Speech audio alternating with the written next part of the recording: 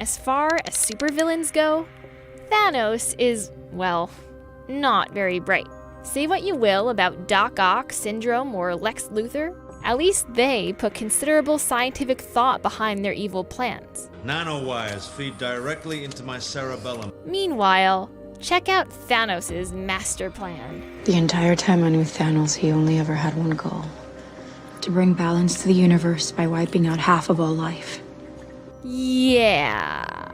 This scheme to conserve resources by eliminating half of all life makes no sense. In fact, it wouldn't save the planet. It would doom it. Let's start with his decision to wipe out half of humanity. Now, at first, you can see his reasoning. After all, there are 7.7 billion humans on the planet today. That's nearly 7% of all the people who have ever lived in the history of our species, which makes for a pretty crowded planet. So if half of us suddenly vanished, wouldn't that be a worthy sacrifice? No.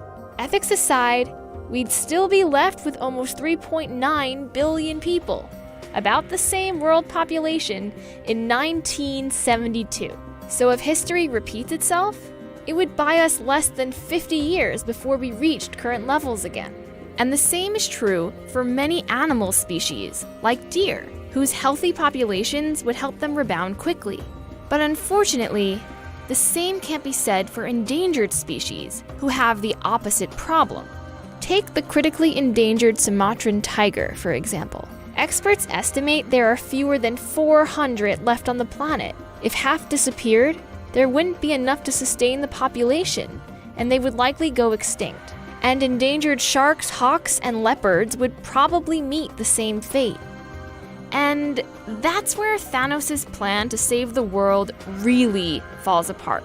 Once a top predator disappears, they can take the rest of their ecosystem down with them. Take gray wolves, for example. The US government eradicated them from Yellowstone in the 20th century. With the wolves gone, the elk population exploded and devoured the local vegetation, which disrupted the population of beavers, birds, and other species that relied on those plants to survive. And it gets even worse once you consider that half of every plant species on Earth is gone too. Because just like with animals, there are thousands of endangered plant species, many of which are too vulnerable to survive Thanos' plot. And if plant species die out, the rest of their food chain would starve. Of course, many plant populations aren't endangered, but even that won't save them all in the long run. You see, scientists estimate that 90% of all flowering plants depend on animals to reproduce. But Thanos wiped out half of all bees, fruit bats, and every other pollinator on the planet, many of which are already in trouble. For example, 50% of bee species in the Midwest have vanished in the past century.